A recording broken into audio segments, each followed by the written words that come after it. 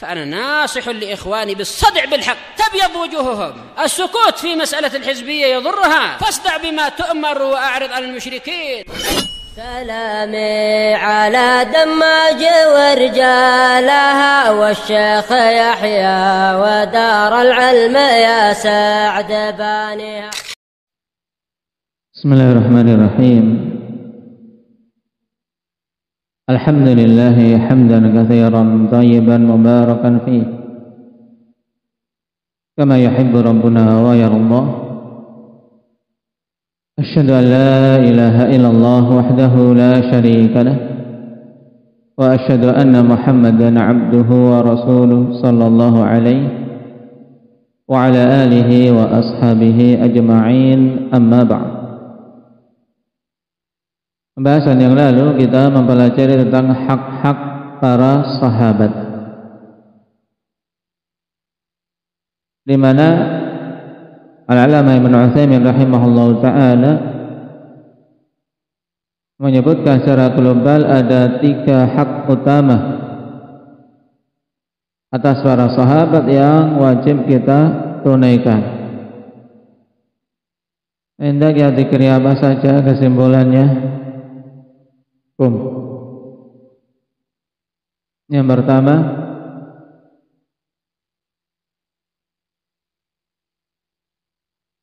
pertama mencintai para sahabat dengan hati, dan masih yang pertama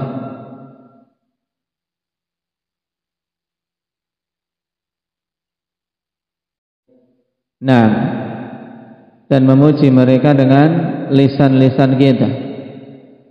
Kenapa kita diharuskan mencintai para sahabat dan memuji mereka dengan lisan-lisan kita? Dikarenakan apa yang telah mereka berikan berupa kebaikan-kebaikan untuk umat ini. Bahkan sampainya syariat kepada kita di antara salah satu kebaikan utama para sahabat. Tayyib Idris. Yang kedua apa? Indaka Jabir.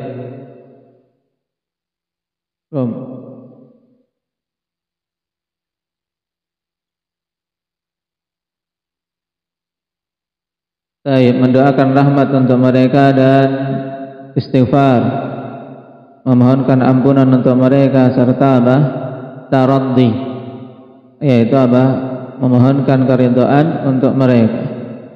Apa dalilnya?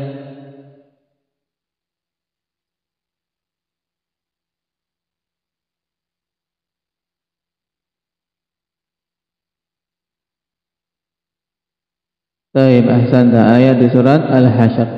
Taib, Idris.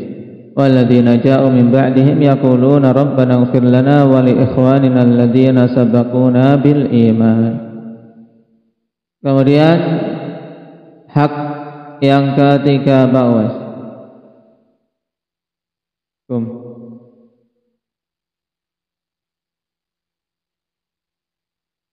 Baik, menahan diri dari membicarakan keburukan-keburukan para sahabat. Baik, apalagi sampai mencaci maki, tentunya ini tidak diperbolehkan dan haram, yang sebagaimana akan kita bahas pada pertemuan hari ini. Baik. Adapun terkait kejadian-kejadian fitnah pada masa sahabat, maka ahli sunnati wal jamaah meyakini bahwasanya para sahabat tersebut mereka keadaannya salah satu dari 2 keadaan. Itu seorang yang berijtihad dan ijtihadnya keliru sehingga diampuni oleh Allah dan tetap diberi 1 pahala, atau ijtihadnya benar sehingga dia mendapatkan 2 pahala. Ini keadaan para sahabat. Kenapa, kawan? Karena semua para sahabat pada hal yang mereka upayakan, mereka memiliki niatan yang baik. Sebab mereka adalah orang-orang yang adil. Kullu sahabah udul. Setiap para sahabat itu adil keadaan, memiliki adalah. Sekarang kita masuk pada pembahasan berikutnya. Wa qala an-nabiy sallallahu alaihi wasallam la tasubbu ashabi fa inna ahadakum law anfaqa mithla uhudin dhahaba ma balagha mudda ahadihim wala nasifah.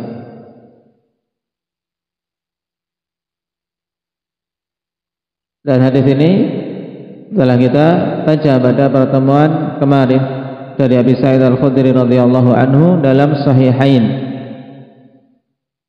Nabi sallallahu alaihi wasallam bersabda, jangan kalian mencaci para sahabat, sebab sesungguhnya salah seorang di antara kalian seandainya saja berinfak dengan semisal gunung Uhud berupa emas, maka hal tersebut tidak akan mencapai 1 mud infak para sahabat, bahkan tidak pula mencapai 1/2 mud dari infak para sahabat.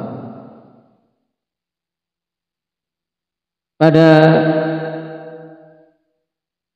kalimat ini Imam Ibnu Qudamah rahimahullahu taala ingin menyinggung dan memaparkan kepada kita satu permasalahan penting, yaitu berkaitan dengan hukumu sabbis sahabah, hukum mencaci maki para sahabat. Dan perkara ini akhwan disebutkan oleh Syekh Ibnu Utsaimin rahimahullahu taala dengan perincian yang bagus, maka perhatikan.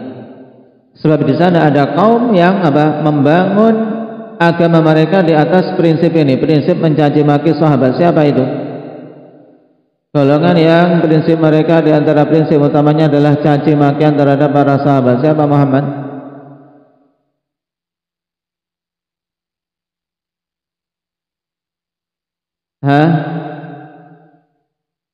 Baik. La ba'as. Siapa Abdul Rahman? Syiah, Rafidhah, Khawarij. Nah, Syiah mereka mengklaim mencintai para ahlul bait, tapi mencaci maki sahabat-sahabat selain ahlul bait. Bahkan Rafidhah caci makian mereka terarah kepada 2 sahabat yang paling utama, yaitu Abu Bakar dan Umar. Demikian pula Khawarij, bahkan mereka memusuhi dan memerangi para sahabat. Makanya ahli sunnati wal jamaah, di antara prinsip mereka yang terbedakan dengan firqah-firqah tersebut adalah apa? Prinsip terkait masalah para sahabat, di mana mereka mencintai, memuliakan, mendoakan rahmat dan menahan diri dari membicarakan hal-hal buruk yang ada pada para sahabat atau yang terjadi pada masa sahabat. Nah, sekarang perincian hukum mencaci maki sahabat. Kata Syekh Ibnu Utsaimin, sabbus sahabati ala 3 aqsam. Mencaci maki sahabat itu terbagi menjadi 3 jenis. Al-awwal, yang pertama, an yasubbahum bima yaqtadi kufra aktsarihim aw anna 'ammatahum fasaqu fahadha kufrun. Yang pertama, perhatikan perincian ini karena ini penting, kawan. Nah, yang pertama, mencaci maki sahabat dengan caci makian yang berkonsekuensi pengkafiran terhadap mayoritas para sahabat, atau berkonsekuensi bahwasanya keseluruhan para sahabat itu fasik. Maka ini hukumnya apa? Hukumnya kufur. Bagaimana tadi yang kufur hukumnya, Abdullah? Gimana?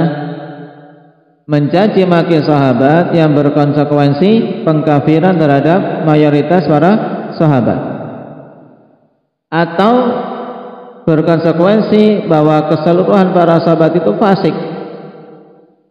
Maka hukumnya apa tadi, Dikri? Hukumnya apa seperti ini? Kafir, hukumnya kufur. Kenapa kok sampai tingkatan kufur?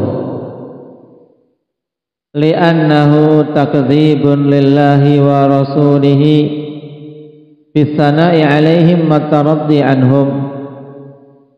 Dikarenakan hal yang seperti ini berarti merupakan bentuk pendustaan terhadap Allah dan Rasulnya, ya kan? Dia mencaci maki sahabat, yang caci makian ini berkonsekuensi berarti kebanyakan para sahabat itu kafir. Atau caci makian ini berarti menunjukkan mayoritas para sahabat atau keseluruhannya fasik. Ini dihukumi kafir. Kenapa? Karena hakikatnya itu adalah mendustakan Allah dan Rasulnya. Sebab apa? Allah dan Rasulnya telah memuji para sahabat dan apa? Meridai para sahabat. Allah memuji para sahabat. Di antara pujian Allah kepada para sahabat dalam Al-Quran mana? Allah memuji para sahabat dalam Al-Quran. Had Indak Hudzaifah. Atau keridhaan Allah.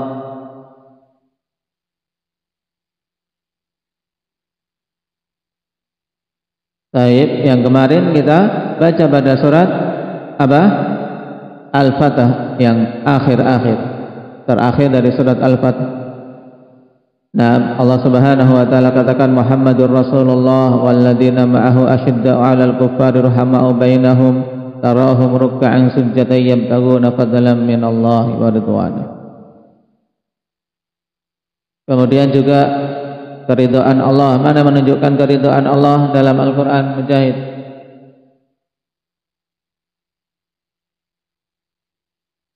Naam, ahsanta. Laqad radiyallahu 'anil mu'minin idh yubayyi'unaka tahta asy-syajarah. Jelas. Yang membaiat Nabi di bawah pohon mereka sahabat. Juga yang lebih umum lagi, wasabiqunal awwalun minal muhajirin wal ansar walladzina tabauhum bi ihsanin radhiyallahu anhum wa radu an. Dalil-dalil menunjukkan pujian Allah dan keridhaan Allah kepada para sahabat. Tak ada kemudian seseorang mencaci maki sahabat yang berakibat berarti dengan caci makian itu berarti para sahabat itu kafir mayoritasnya, atau para sahabat semuanya fasik, berarti dia telah mendustakan Allah dan Rasulnya. Ya. Bal man syakka fi kufri mithli hadza fa inna kufrahu muta'ayyan. Bahkan orang yang ragu-ragu tentang kekufuran terhadap yang semisal ini, maka sungguhnya kufurnya orang yang ragu-ragu ini juga apa? Kekufuran yang pasti. Paham? Jadi yang pertama ini tidak ada keraguan sedikit pun, hukumnya kafir. Makanya Rafidah yang menyatakan bahwasanya keumuman para sahabat kafir, ya, para ulama mengatakan apa? Rafidah itu firqah yang telah apa? Keluar dari Islam.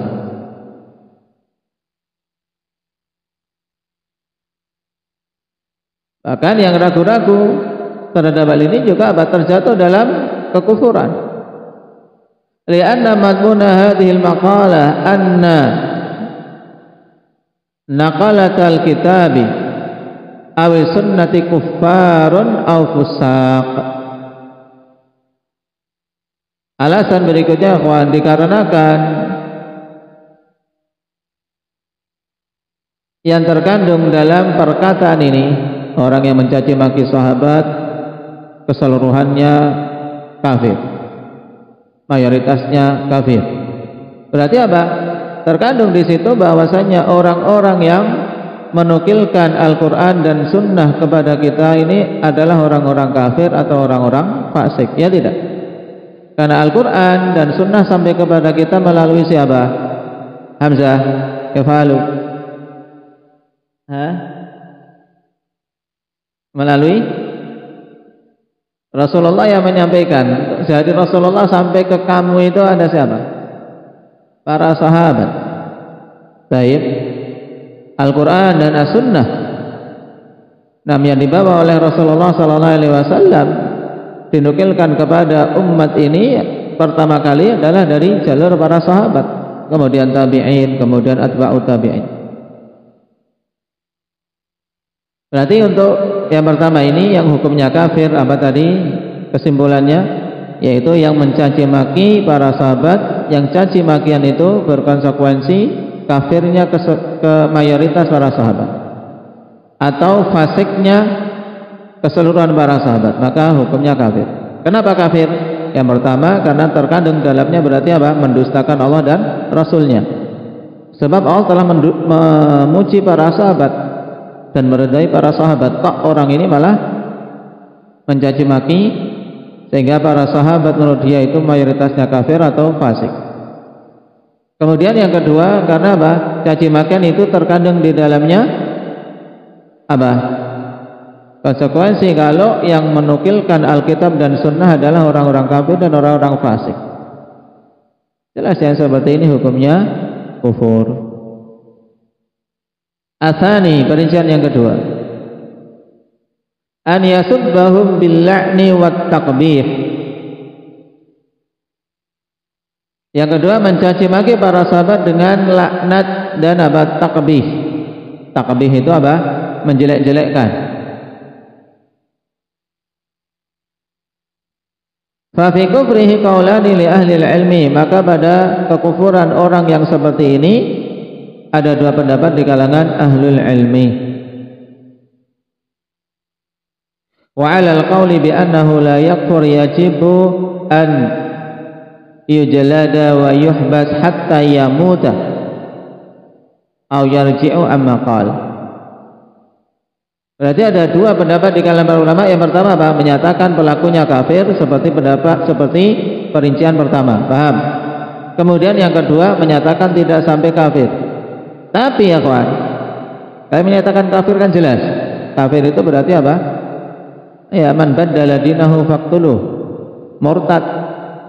Kalau berdiri khilafah Islamiyah, dihukum mati.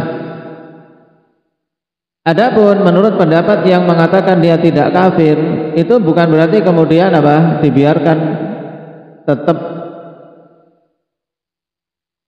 bebas menyampaikan caci makiannya itu atau bebas berkeliaran di tengah kaum muslimin, tidak. Perhatikan kata Syekh, wa 'alal qauli bi annahu la yakfur, dan menurut pendapat bahwasanya orang ini tidak sampai tingkatan kafir, tetap dihukum dengan hukuman berat. Yaitu apa kata beliau? Yajibu an yujlad, wajib untuk dicambuk. Cambuk, wa yuhbas, dan ditahan, dipenjara. Berapa tahun? Hatta yamut, dipenjara seumur hidup sampai mati. Au yarji'a amma qal, atau dia rujuk taubat dari ucapannya. Berarti kan berat ya. Mencaci maki para sahabat itu berat, melaknat atau menjelek-jelekkan para sahabat. Qala Syekhul Islam rahimahullahu taala fi Sharimil Maslul, wa amma man la'ana wa qabbaha mutlaqan fa hadha mahallul khilaf fihim litaraddudil amri baina la'nil ghaidhi wa la'nil i'tiqad. Nah, ini sebabnya dalam penukilan dari Syekhul Islam Ibnu Taimiyah yang singkat ini akan kita mengambil faedah penting, yaitu apa? Kenapa kok sampai para ulama khilaf?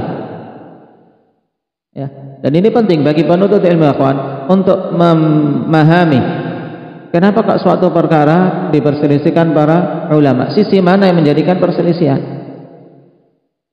Sehingga seorang tidak kagetan, ya kan? Penuntut ilmu itu tidak kagetan kok ada khilaf di situ.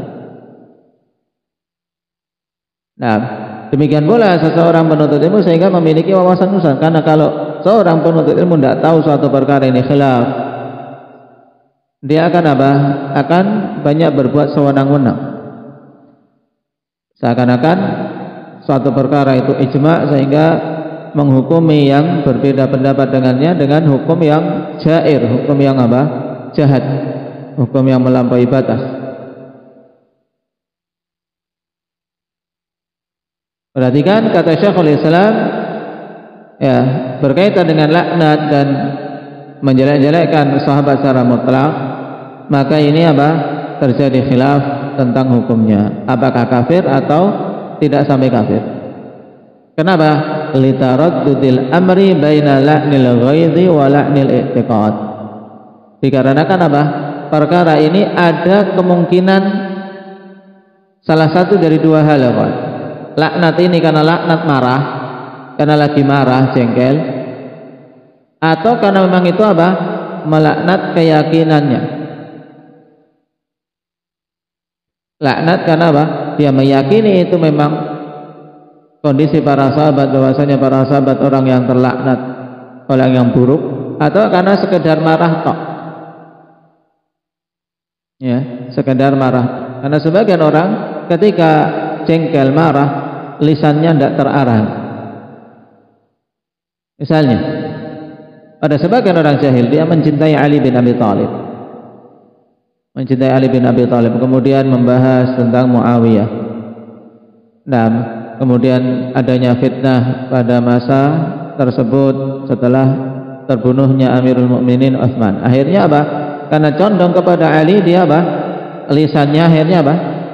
Jengkel, nggak terarah karena jahil, mencaci maki Muawiyah, melaknat Muawiyah. Baik. Atau juga karena apa? Secara emosional dia mencintai keluarga Nabi. Fatimah abahnya Nabi, Indaga Jabir, putri Nabi Sallallahu Alaihi Wasallam. Setelah wafatnya Nabi Sallallahu Alaihi Wasallam terjadi sedikit gesekan antara Fatimah dengan apa? Abu Bakar, dengan masalah peninggalan Nabi Sallallahu Alaihi Wasallam. Nah, ada ya dalam muamalah duniawi ada ketidaksinkronan antara keduanya. Kemudian karena mengedepankan perasaan, akhirnya apa? Jengkel kepada Abu Bakar. Ini putri Nabi kok malah disakiti ini dan itu, padahal Abu Bakar tidak menyakiti beliau. Beliau ingin tegak di atas perkara yang Rasulullah Sallallahu Alaihi Wasallam berada di atasnya, di mana Fatimah memang tidak mendapatkan apa? Tidak mendapatkan warisan sedikit pun. Inna ma'syaral anbiya la nurah, karena para nabi itu tidak diwarisi, hartanya itu tidak diwarisi.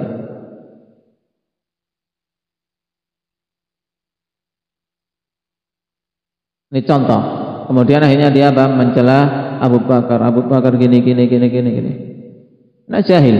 Ini la'nul ghaib, bukan i'tiqad dia. Nah, karena ada taraddud, ya ada apa? Kemungkinan salah satu dari dua hal tadi, terjadilah khilaf di kalangan para ulama tentang hukumnya. Paham? Ini. Perincian yang ketiga, al-thalitsah, an yasubbahum bima la yaqdahu fi dinihim, mencaci sahabat dengan perkara yang tidak sampai menodai agamanya para sahabat, atau dengan ungkapan yang lebih mudah, cacian tersebut tidak mengarah kepada agama para sahabat. Misalnya mencaci person dari individu para sahabat, dia caci, ungkapkan dia pengecut, kenapa lari dalam perang Uhud, seperti pada sebagian orang, wal'iyadzubillah. Nah, ketika menceritakan perang seakan-akan dia orang yang paling pemberani, kemudian menceritakan ketika para sahabat dalam perang Uhud lari, meninggalkan apa? Medan perang, padahal dia sendiri belum pernah apa? Belum pernah terjun perang. Seakan-akan ketika cerita orang yang paling berani, sebutkan Utsman ini dan itu. Nah, termasuk yang lari dari medan perang, ini pengecut misalnya. Seperti keadaan Khawarij, di antara apa? Di antara celaan mereka kepada Amirul Mukminin Utsman apa? Karena beliau termasuk dalam deretan yang saat itu lari pada peperangan Uhud. Tapi kita ketahui kondisi perang Uhud saat itu. Taib, yang kemudian dibantah oleh Abdullah bin Abbas radhiyallahu anhuma. Taib.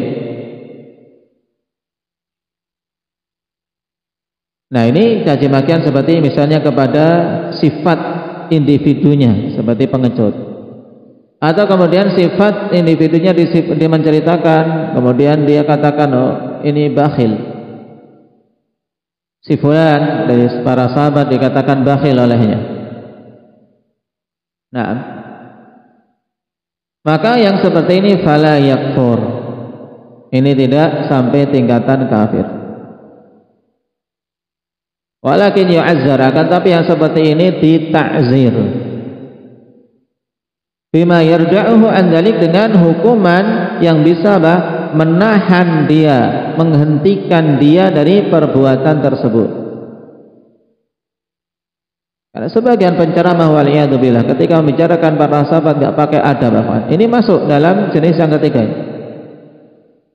Celaan kepada para sahabat tapi tidak mengarah kepada agamanya, tapi mengarah pada sifat-sifat pribadinya. Apakah itu pengecut, apakah itu bakhil, apakah itu sifat fisiknya dicemooh, dan seterusnya. Maka seperti ini tidak sampai tingkatan kafir, tapi pelakunya diapakan tadi? Diberi hukuman. Hukuman takzir, hukuman yang diserahkan kepada wulatul amr. Tidak sampai tingkatan hukum had. Ditakzir, apakah itu di penjara berapa tahun agar dia berhenti sampai tobat, atau takzir dengan dicambuk dengan cambukan di bawah hukum had. Kembali kepada kebijaksanaan penguasa. Baik. Kemudian kata Syekh Ibnu Utsaimin rahimahullahu taala, dzakara makna dzalika Syekhul Islam Ibnu Taimiyah rahimahullahu taala fi kitab As-Sarimil Maslul. Dan Syekhul Islam telah menyebutkan makna dari perincian ini dalam kitab beliau As-Sarimul Maslul. Kitab ini memiliki tema khusus, ikhwan.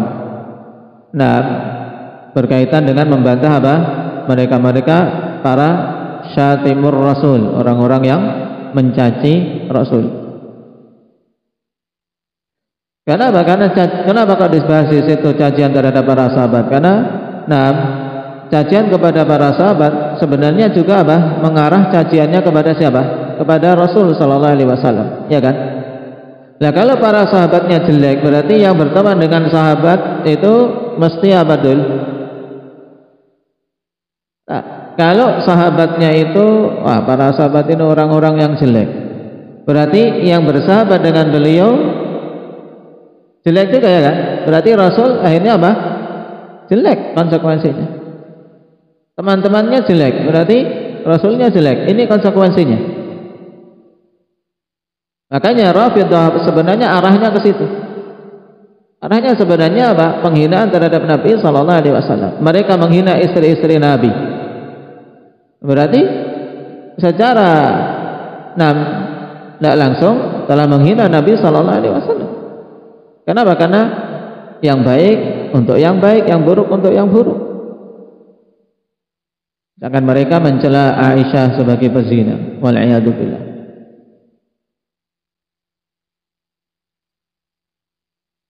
Qala wa nukila an Ahmad, atau naqala, ini masih ke As-Sarimul Maslul. Wa naqala an Ahmad, dan Syekhul Islam menukilkan dari Imam Ahmad dalam kitab tersebut pada halaman 573. Qaulahu la yajuzu li ahadin an yadhkura syai'an min masawi'ihim wa la yat'anu ala ahadin minhum bi'aibin aw naqsin faman fa'ala dzalika udib fa in taba wa illa julida fil habsi hatta yamuta aw yarji'. Tidak boleh bagi seorang pun untuk menyebutkan sesuatu dari keburukan-keburukan para sahabat kalau ada. Dan tidak boleh mencela seorang pun dari para sahabat dengan suatu aib atau kekurangan. Siapa saja yang melakukan hal tersebut maka ditakdib yaitu diberi hukuman agar beradab terhadap para sahabat. Jika dia bertobat maka diterima. Wa illa julida fil habsi, jika tidak maka dia dicambui dalam penjara hatta yamuta aw yarji, sampai dia mati atau rujuk dari perbuatan tersebut. Ya kan, kalau sampai dicambuk di penjara dia nggak mau rujuk, kan ini berarti memang apa? I'tikad, ya tidak? Seorang yang berani mempertahankan seperti itu kan berarti dibangun di atas keyakinan. Seperti Muslim misalnya, Muslim beriman pada Allah dan Rasulnya, dia rela untuk mempertahankan itu walaupun dicambuk, walaupun dipenjara, demi mempertahankan keyakinan yang hak. Maka kalau seorang mencaci sahabat kemudian sudah dicambuk, sudah dipenjara, kemudian disuruh untuk bertobat, tetap dia tidak mau bertobat, berarti ini memang karena i'tikad dia. Berarti mengarahnya kepada apa? Kepada perincian yang pertama, yaitu pada tingkatan kafir. Baik. Nah, ini 3 perincian akhwan yang dipaparkan secara mudah oleh Syekh Ibnu Utsaimin. Menyimpulkan dari apa yang disebutkan oleh Syekhul Islam Ibnu Taimiyah dalam As-Sarimul Maslul. Maka diingat-ingat. Baik. Yang pertama jelas kekufurannya, yang kedua terjadi khilaf antara kafir dan tidaknya. Tapi yang mengatakan tidak kafir pun dia diberi hukuman yang berat, ya, dicambuk, dipenjara seumur hidup. Baik. Kemudian yang ketiga, tidak sampai tingkatan kafir, tapi pelakunya apa? Dita'zir. Nah, ini perbuatan dosa besar. Ketika apa? Mencaci sahabat, tapi cacian itu tidak mengarah kepada agama mereka, tapi kepada sifat individunya. Baik, wallahu taala alam. Naktafi bihadza walhamdulillahirabbil alamin. Subhanallah.